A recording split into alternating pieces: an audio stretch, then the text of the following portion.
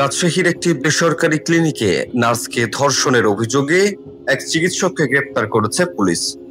অভিযুক্ত চিকিৎসককে আদালতের মাধ্যমে কারাগারে পাঠানো হয়েছে। রাজশাহীর লক্ষ্মীপুর এলাকায় অবস্থিত আল আরাফা ক্লিনিক অ্যান্ড ডায়াগনস্টিক সেন্টারে গত ৮ সেপ্টেম্বর গভীর রাতে ঘটে এই ধর্ষণের ঘটনা। অভিযোগ রয়েছে এমবিবিএস চিকিৎসক আহসান হাবিব, যিনি ক্লিনিকটির আবাসিক মেডিকেল অফিসার হিসেবে কর্মরত ছিলেন। বিয়ের প্রলোভন দেখিয়ে এক নার্সকে ডেকে নিয়ে নিজের চেম্বারে ধর্ষণ করেন তিনি। ভুক্তভোগী নার্স ২৩ সেপ্টেম্বর রাজপাড়া থানায় মামলা করেন।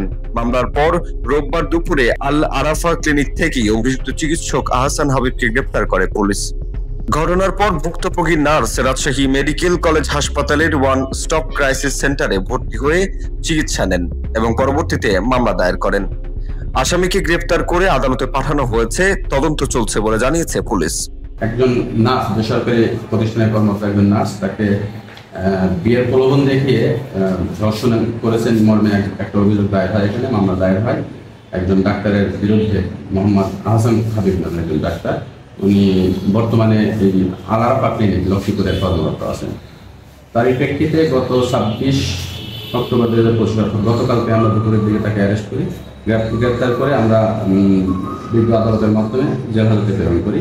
এখন মামলা তদন্তাধীন আছে। আল আরাফা ক্লিনিক অ্যান্ড ডায়াগনস্টিক সেন্টারের পরিচালক মোস্তাফিজুর রহমান বলেন, ঘটনার বিষয়ে বিস্তারিত তিনি জানেন না, তবে মামলায় ক্লিনিকের নাম আসার পরই অভিযুক্ত চিকিৎসককে অব্যাহতি দেওয়া হয়েছে। যে এরকম ভাবে তাকে ধরে নিয়ে গেছে, এইটুকুই আমাদের জানার ধরার পরে আমরা জানলাম যে তার এরকম একটা অকারেন্সের জন্য তাকে ধরে নিয়ে গেছে।